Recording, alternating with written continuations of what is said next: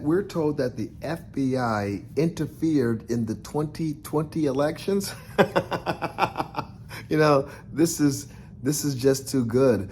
We have Joe Rogan having a podcast, the most watched, listened to podcast in the world. We have Mark Zuckerberg, who is the CEO of Meta, of Facebook, and they're having a casual conversation. And during the conversation, Mark Zuckerberg says, when it comes to censoring, the FBI came to us and they told us, there's going to be a big Russia collusion story coming, and we want to just give you a heads up. A heads up.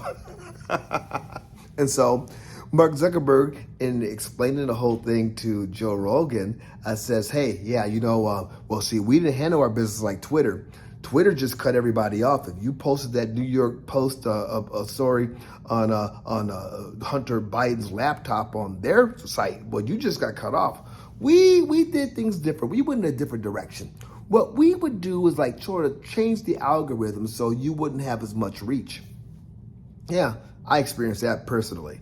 I experienced being cut off from Twitter, and I experienced having my reach limited by Facebook once I was trying to share the Hunter Biden story. But what's absolutely terrifying to me is you have Zuckerberg sitting up there talking about how the FBI pretty much told him to do it.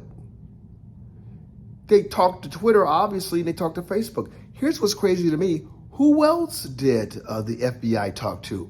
The Washington Post, the New York Times, CNN, ABC, CBS, NBC, PBS. So you're telling me that the FBI, who was in possession of Hunter Biden's laptop since 2019 and knew that the information was true, not Russian disinformation, has the power to go around and tell a handful of people, a handful of very powerful men, that you have to divert this information, you have to keep it from the American people, and they do it? You're telling me that the FBI is in collusion with Facebook and Twitter and Instagram and TikTok? Yeah. And the thing is, we all knew that. But as of yesterday, the whole world knows that because Zuckerberg said it. Zuckerberg put it out there. Is this a game changer? Yeah, you know what? It should be.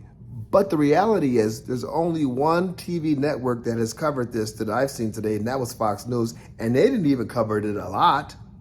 Did CNN bust with the story? No. Did any of the other big networks, MSNBC? No, they didn't. Why? Because it blows their whole narrative apart. You see, before Mark Zuckerberg said that the FBI colluded to cheat in the 2020 elections, you weren't allowed to say it. As a matter of fact, you can get deplatformed for saying it. As a matter of fact, you probably still can get deplatformed for saying it. But here you have the tech giant Mark Zuckerberg admitting that that's exactly what happened. So can we please stop with all the noise? Oh, you have to admit that the elections were free and fair. No, the hell they weren't. They were not.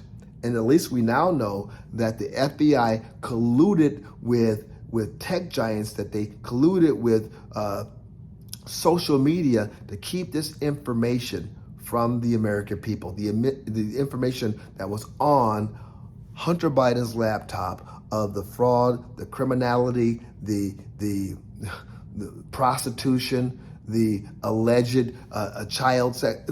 All of that stuff is there, man. The corruption of the Biden family. And now, do you feel vindicated? Yeah, I do. Me and thousands of others, maybe millions of other Trump supporters and just people who love America. Corruption is reigning, but you know what? It's being exposed. The very same people who colluded with big tech, who colluded with the social media to tamper with the 2020 elections are the same people who just had that raid on President Trump's home in Mar-a-Lago. They're the same people that produced the Steele dossier and the original Russia collusion.